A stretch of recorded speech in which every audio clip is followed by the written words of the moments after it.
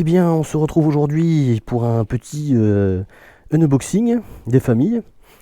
On va commencer par ouvrir la bête.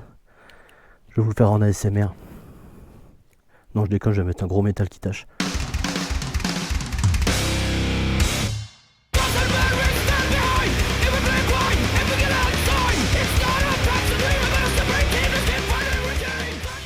Alors, qu'est-ce que ça peut bien-il être? Oh, mais c'est un blouson!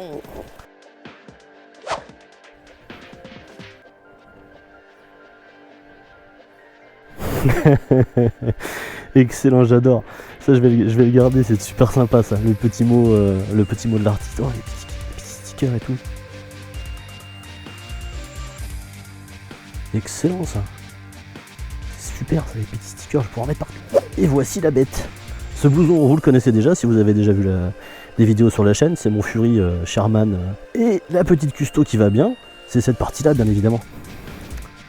Avec ce fameux petit soleil qui va bien, qui rappelle le pseudo, et cette petite partie, cette petite manche. Mais comment se fait-ce qu'elle ne soit pas de la même couleur que l'autre? C'est que j'ai eu une idée stupide as fuck, c'est d'y faire un petit côté soldat de l'hiver, parce que voilà, je venais de regarder pour la énième fois le soldat de l'hiver, et je trouve que c'est carrément excellentissime. C'est même au-delà de ce que je pensais au niveau de la... Excellent, elle a bien rendu tous les petits effets des plaques et tout machin, c'est trop stylé. L'effet métallique est au top. Je kiffe, il manque plus qu'à aller l'essayer la bête. Et hop, nous voilà sur la moto pour faire la suite de cette petite review. Alors on va commencer par la partie custo, celle-là là. Je suis super content du travail. Ça rend exactement l'idée que moi j'avais en tête, donc impeccable. Si vous voulez faire le même genre de délire, alors pas forcément faire un bras à la Winter Soldier, mais si vous voulez vous faire une custo quelle qu'elle soit, le plus simple c'est de vous rendre directement sur la page Motorcycle Factory. Dans l'onglet custo, vous avez directement une prise de contact, c'est un Google Form. Vous avez juste à renseigner quelques informations concernant votre projet, si c'est un casque, un blouson, une partie de moto, une moto entière, un bus, j'en sais rien, moi je connais pas la limite. Vous remplissez ce petit Google Form là, et Agathe, donc Red Doll Rider, vous recontactera pour un petit peu tous les détails quoi. Si vous avez juste une idée mais que vous cherchez un peu le design, elle saura vous conseiller. Moi je savais déjà à peu près ce que je voulais faire, donc on a juste discuté de la faisabilité par rapport à la façon dont est fichu le blouson, là où il y a des zones en textile, et l'état du cuir aussi. L'état du cuir très important, parce que fonction de l'état du cuir, ça va pas forcément être évident à faire. Les tarifs, franchement, moi, alors j'y connais pas grand chose, donc je vais pas dire c'est l'affaire du siècle, mais j'ai pas trouvé ça excessivement cher. Je ferai des petites photos pour que vous voyez un peu mieux ça que la lumière dégueulasse de mon salon éclairé avec les fesses. Comme ça, après, on va pouvoir passer à la partie 2 qui sera la review du blouson en lui-même. En attendant, on va mettre du jaja parce que je pense que sinon ça va mal se mettre.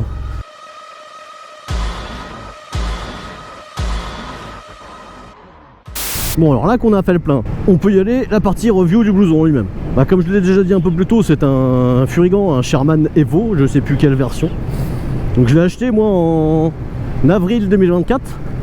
Depuis j'ai pas mal roulé avec, comme je le disais dans la présentation, dans l'unboxing. Au moins la moitié des trajets que j'ai fait en moto depuis que je roule, je les ai fait avec. Donc je dirais que j'ai fait allez, 8-9 000 km avec ce blouson au minimum. Donc ça commence à faire déjà un petit bout de temps qu'on vit ensemble tous les deux sur la route. Sachant que je l'ai roulé comme là aujourd'hui par temps froid et sec. Je l'ai roulé par temps très chaud et très sec. Je l'ai roulé par temps tempéré et humide, voire même très humide, comme vous avez peut-être pu le voir sur certaines vidéos.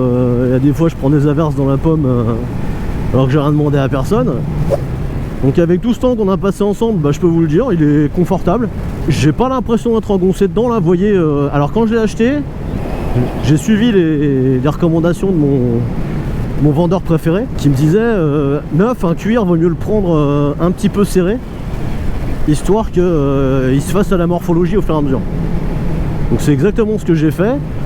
Au début juste t-shirt ou polo en dessous du blouson, ça passait crème, comme on dit. Et là, bah, maintenant qu'il s'est un petit peu bien fait ma morphologie, vous voyez, j'ai un sweat à capuche en dessous. Donc, et je suis pas engoncé alors qu'il y a la doublure. Alors la doublure, c'est le seul petit bémol que je donnerais sur ce blouson. Elle prend le plastron et le dos, mais elle prend pas les manches. Mais c'est pas dramatique en soi, hein. Le blouson est vendu avec les protections coudes et épaules en D3O. Il y a la poche dans le dos pour pouvoir mettre la dorsale qui va bien. Donc moi j'avais déjà une dorsale Furigand d'un autre blouson qui n'en est pas un, mais ça faut pas le dire. Et qui va très bien dedans. Il y a également la possibilité de le zipper avec un pantalon cuir. Alors je pense que c'est ceux de la marque, hein, bien évidemment, c'est pas compatible avec tous les pantalons cuir de la Galaxy. Quoi dire de plus, les deux poches extérieures sont étanches, a priori, vu ce qu'elles ont pris dans la sauce depuis que je roule avec. Ça va. Alors le tarif, bah, c'est le tarif d'un très bon blouson en cuir, hein. Faut compter, je crois qu'il est, je sais plus si c'est entre 4 et 500 euros en fonction de là où vous l'achetez. J'ai envie de vous dire, voilà, très bon blouson, donc si vous voulez investir, bah investissez quoi.